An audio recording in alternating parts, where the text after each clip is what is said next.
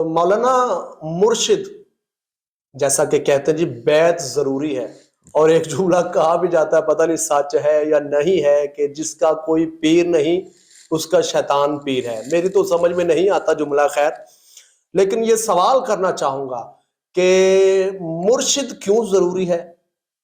یعنی بیعت جو ہے ہم جو کرتے ہیں، جی آپ ہمارے پیر صاحب ہیں، مرشد ہیں، کیوں ضروری ہے؟ بیعت ضروری کیوں ہے؟ مرشد کیوں ضروری ہے؟ اور اگر مرشد ضروری ہے تو کیسا ہونا چاہیے؟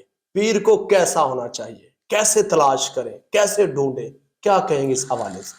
صاحب بھائی، سب سے پہلے تو آپ نے یہ دیکھنا ہے کہ اللہ والا وہی ہوتا ہے، مرشد ہو وہ ہوتا ہے جو اللہ والا ہو، یعنی اللہ کا ولی ہو۔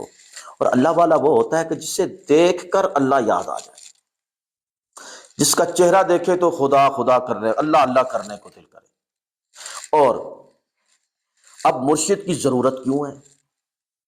وہ اس لیے کہ اس کائنات کے اندر ہدایت کے لیے اللہ تبارک و تعالیٰ نے 1,24,000 پیغمبروں کو بھیجا ہے۔ اب نبوت کا دروازہ بند ہو چکا ہے، ہدایت انسان کی ضرورت ہے، ہدایت کا دروازہ بند نہیں ہوگا۔ جب ہدایت کا دروازہ بند نہیں ہوگا تو ہدایت پہ لگانے کے لیے کوئی نہ کوئی ہونا چاہیے۔ جی، اس کے بارے میں اللہ نے قرآن میں فرما دیا، اہدنا الصراط المستقیم واہ، صراط الذین انعمت علیہم۔ یہ جو ہے نا انعمت علیہم، یہ کہہ لیں کہ اس کائنات میں یہ مرشدوں کے نام ہے۔ یعنی انعام یافتہ لوگ کون ہیں؟ وہ لوگ جو ہدایت پہ چل رہے ہیں، اور جو لوگ ہدایت پہ چل رہے ہیں ان کے پیچھے پیچھے آپ نے چلنا ہے۔ کوئی قدموں کا نشان، وہ راستہ بنا ہوا ہوگا تو اس پہ چلیں گے نا جی۔ اب راستہ جو ہے وہ کسی کے چلنے سے ہی تو بنے گا۔ جی، وہ جو مرشد ہے وہ سیدھے راستے پہ جو چل رہا ہے، جسے آپ کو کنفرم ہے کہ یہ بالکل یہ سیدھا راستہ ہے، آپ اس کو اپنا مرشد بنا سکتے ہیں، جس کی کم از کم ظاہری صورت حضور علیہ الصلوۃ والسلام کی سنت کے مطابق ہو۔ وہ جو کہتے ہیں نا جی اندر کی صورت، وہ اندر ٹھیک ہے، اندر باطنی حقیقت کا ایک اپنا معیار ہے، لیکن یہ چونکہ دنیا ہے، یہاں پہ ظاہری صورت لازمی چاہیے۔ جی، جی، یعنی یہاں پہ نماز ظاہراً پڑھنی پڑے گی، اندر سے آپ نمازی ہیں ٹھیک ہے۔